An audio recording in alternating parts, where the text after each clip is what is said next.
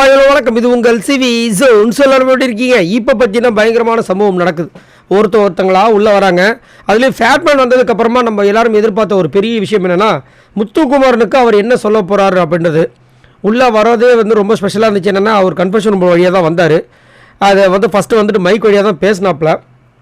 பேசிட்டு உள்ளே வந்தார். உள்ளே வந்துட்டு எல்லாரையுமே ஹாய் ஹாய்னார். முத்துக்குமாரனோட தலையை பிடிச்சி குமரா அப்படின்னு ஒன்று பண்ணார். மன நிறைவாக இருந்துச்சு. அதுக்கப்புறம் அதுலேருந்து நம்ம புரிஞ்சிக்க வேண்டியது என்னன்னா, டே சாதிச்சிட்டடா அப்படின்ற மாதிரி. அதே மாதிரி ஜாக்லினுக்கு தங்கப்புலன்னு கூப்பிட்டாரு. மற்ற எல்லாருக்குமே பண்ணது என்னென்னா, ஹாய் ஹாய் நல்லா இருக்கீங்க அவ்வளோதான். அதுக்கப்புறம் என்ன நடந்துச்சுன்னா, ஒருத்தருக்காக வந்து ஆரம்பிக்கிறாரு. தீபக் கொட்டி தீட்டுது. அதாவது என்ன சொல்கிறது, நல்ல விதமாக தீபக் நீங்கள் வேறு மாதிரி பண்ணிட்டீங்க, உங்களுக்கு வெளியில் அப்படி இருக்குது இப்படி இருக்குன்னு வேறு மாதிரி பண்ணார். நிறைய விஷயங்கள் சொன்னார். அதுக்கப்புறம் ரயானை புகழ்ந்து ரயானை தூக்கின்னு போயிட்டு ஃபினாலே அந்த கப்பு மட்டும்தான் அவர் கையில் கொடுக்கல, அந்த அளவுக்கு புகழ்ந்தார். ரயான் நீ ஒன்று பண்ண பற்றியா வேறு மாதிரி, அதுவும் உங்கள் அக்கா ஒன்று நல்ல கொம்பு செய்ய விட்டாங்க, ஒரு சீசன் ஒரு அக்கா பண்ணிடுறாங்க அப்படி இப்படின்னு சொல்லி அவரை புகழ்ந்து தள்ளினார்.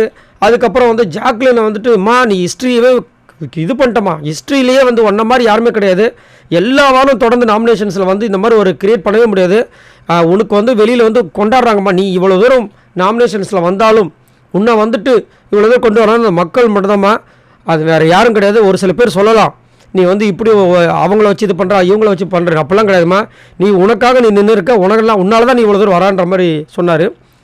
அப்படியே பவித்ராக்கு சொன்னார். பவித்ராக்கு சொல்கிறதுக்கு முன்னாடி சௌந்தர்யாவுக்கு சொன்னார். சௌந்தர்யாவுக்கு அப்படியே கொஞ்சம் பூசி முழுகிற மாதிரி சொன்னார். ஏன்னா சௌந்தர்யாவால் பின்னாடி வெளியில் எவ்வளோ பிரச்சனை இல்லை, ஆனால் அவர் ஓப்பனாக இங்கே சொல்ல முடியாது, அவருக்குன்னு ஒரு பவுண்டரி இருக்குது.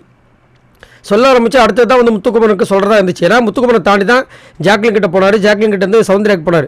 முத்துக்குமரனுக்கு ஸ்பெஷலாக சொல்லலான்னு இருக்கும்போது பிக் பாஸ் என்ன பண்ணிட்டா டப்புன்னு ஃபேட்மேன் ரவீந்தர் அவர்களே நல்லா தான் பண்ணுறீங்க வாழ்த்துக்கள் அப்படின்னாரு. இவர் பாஸ் இப்போ நான் ரொம்ப உற்சாகமாக இருக்கேன், எனக்கு நீங்கள் ரன்னிங் ரேஸ் கொடுத்தா கூட ஓடுவேன் அப்படின்போது அவர் நீங்கள் ரன்னிங்லாம் பண்ண வேணாம், நீங்கள் புகழ்ந்தது போதும் நிறுத்திக்குங்கன்ட்டார். அப்புறமா இல்லை நான் நல்லது தானே சொன்னேன் அப்படின்னு யோசிச்சார் இவர். அது பிக் பாஸ் இல்லை போதும் அப்படின்ற மாதிரி சொன்னோன்னே கடுப்பாகி போச்சு. முத்துக்குமரனுக்கு அவர் என்ன சொல்ல வந்தான்றது தெரியாமல் போயிடுச்சு. செம்ம காண்டாயிடுச்சு. முத்துக்குமரன் பயங்கர ஷாக் ஆகிட்டேன். என்னென்ன அப்படின்னா, என்னடா தெரிலடா அவர் சொல்லிட்டாரு அப்படின்றாரு. நீங்கள் எனக்கு மட்டும் சொல்ல மாட்டேன், உனக்கு எதுக்கடா நான் சொல்லணும், உனக்கு என்னடா நான் சொல்கிறது அப்படின்ற மாதிரி ஒன்று சொன்னார். ஆனால் கொஞ்சம் இதுவாக இருந்துச்சு. பட் ஆனால் அந்த ஃபஸ்ட்டு ரிசர்வ் பண்ணார் பாருங்கள், அதுலேயே முத்துக்குமரனுக்கும் ஜாக்லினுக்கும் அவர் சொல்ல வந்த விஷயத்தை கன்வே பண்ணாமல் இருந்துச்சு. பட் இதையே தடுத்தார் பிக் பாஸ்ன்றதுன்னு தெரியல. சரி, நீங்கள் உங்களோட கருத்து சொல்லுங்கள். இதெல்லாம் வச்சு பார்க்கும்போது நம்மளுக்கு ஒரு பதவி வருது. என்னென்னா வந்தவங்க எல்லோரும் சௌந்தர்யாவை பயங்கரமாக புகழ்ந்தாங்க, சரிங்களா. இன்னும் யாருமே அவங்கள இப்படி அப்படின்னு சொல்ல, ஆனால் வெளியில் சொன்னவங்களாம் உள்ளே சொல்ல மாட்டாங்க, பயப்படுறாங்க. ஆனால் முத்துக்குமரனுக்கு சொல்ல தடுக்கிறாங்களே, அது ஏன்னு ஒன்றும் புரியல. சரி, நீங்கள் உங்களோட கருத்தை சொல்லுங்கள், உங்களுக்கு என்ன தோணுது மறக்காமல் கமெண்ட்ஸ் பண்ணுங்கள். பாய் நண்பர்களே.